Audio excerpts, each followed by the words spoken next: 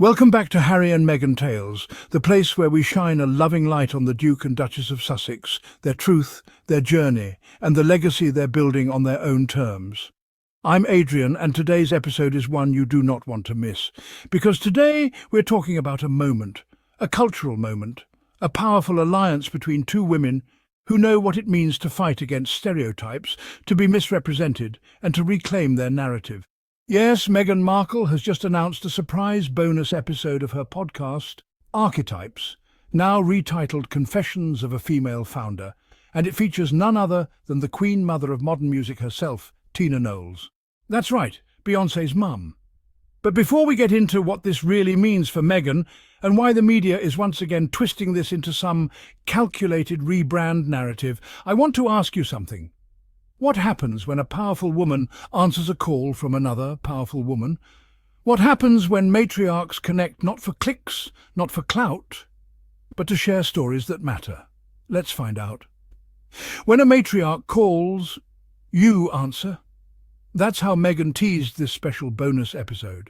And I don't think that was just a clever tagline, that was a statement, a declaration of values, because matriarchs, especially black matriarchs and women of colour, have historically been the backbone of their communities, the protectors of truth, the keepers of legacy. Tina Knowles is exactly that.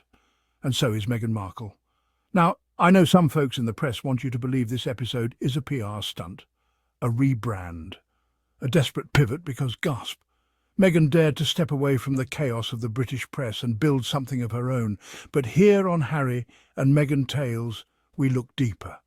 We recognise when a story is bigger than what the tabloids want to tell. So let's unpack what's really happening here. This is not just a podcast guest appearance. This is a generational conversation, a moment between two mothers, two mentors, two women who know how the world can try to diminish you and how you rise above it with grace, dignity and purpose. Let's talk about this term. Calculated rebrand. Royal commentator Kinsey Schofield, writing for The Express, suggested that Meghan's decision to invite Tina Knowles onto the show was odd and represented some kind of cynical strategy shift.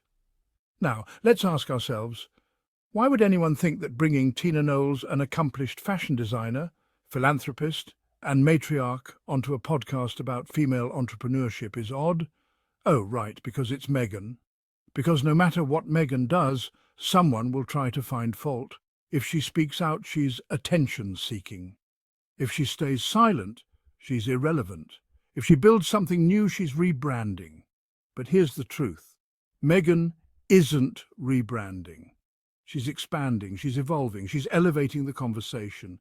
And let's be real, if this were a white duchess or a Hollywood starlet reinventing herself after a palace divorce, we'd be calling this a comeback, not a calculated rebrand.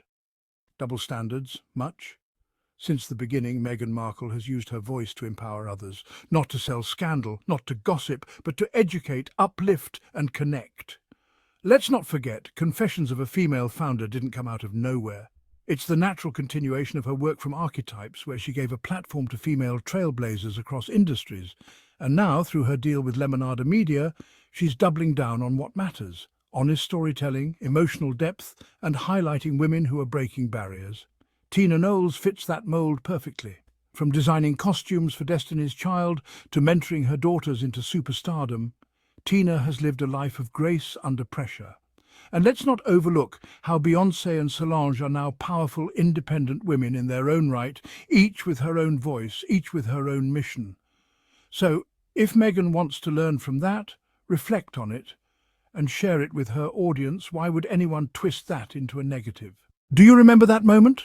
July 2019. The London premiere of The Lion King. Meghan and Beyoncé embracing like long-lost friends. That was a moment soaked in cultural significance. Two powerhouse women, two mothers, two public figures whose every move is dissected. And yet in that moment there was only mutual admiration. Beyoncé called Meghan my princess. Let that sink in. That's not just a compliment, that's an affirmation. That's Beyoncé, one of the most carefully curated celebrities in the world, putting her stamp of approval on Meghan as royalty, in the truest sense. Since then, we've seen the sisterhood grow, quiet messages of support, encouragement after Meghan's Oprah interview, a shared sense of purpose, especially as mothers navigating fame and injustice. So when Tina Knowles appears on Meghan's podcast, it's not some out-of-the-blue PR stunt. It's a continuation of that deep respect. It's matriarch to matriarch, and it's beautiful. One of the most eyebrow-raising parts of the media coverage around this podcast episode came when the tabloids once again dragged Meghan's children into the conversation. There was speculation that Meghan might be planning to manage Lilibet in the style of a stage mum, based solely on the fact that Tina Knowles was on the show.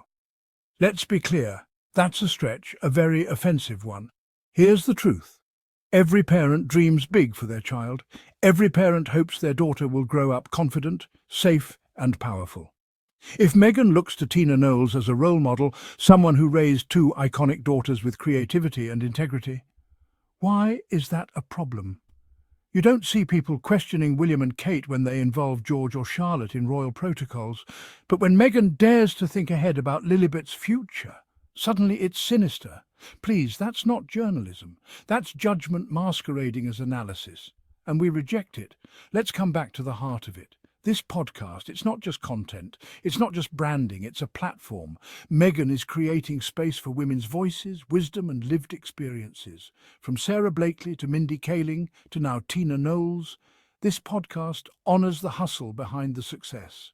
The doubts, the dreams, the failures, the fight. And most importantly, it reminds us that female founders don't just build businesses, they build legacies. Meghan is doing just that. And instead of mocking it, we should be listening, supporting, learning. Because in a world that loves to tear women down, this is how we lift each other up. The critics will keep talking, that's a given. They'll accuse her of being too ambitious, too polished, too Hollywood, too whatever. But here's what they always miss. Meghan is never just doing it for herself. She's building for Archie and Lilibet. She's building for the girls who've been told they're too much or not enough. She's building for the women who never got their fair shot, who were silenced, dismissed, erased. And if you can't see that, if you only see PR strategy and not purpose, maybe the problem isn't Meghan, maybe it's you. So let's go back to that line. When a matriarch calls you, answer. Tina Knowles answered the call to tell her story. Meghan answered the call to host her, and we, as listeners, have the opportunity to answer too, to listen, to reflect, to support women who dare to redefine what leadership looks like, and to stand with Meghan, not just because she's a duchess or a public figure, but because she's a woman who leads with purpose, compassion, and fire. Here at Harry and Meghan Tales, we'll always answer that call, because when Meghan speaks, we're listening, and when she rises, we rise with her. That's it for today's episode. If you enjoyed this deep dive, make sure to like, comment, and subscribe. And don't forget to share this video with someone who believes in the power of female founders, matriarchs, and Meghan Markle's unstoppable voice. Until next time, I'm Adrian. And this has been Harry and Meghan Tales.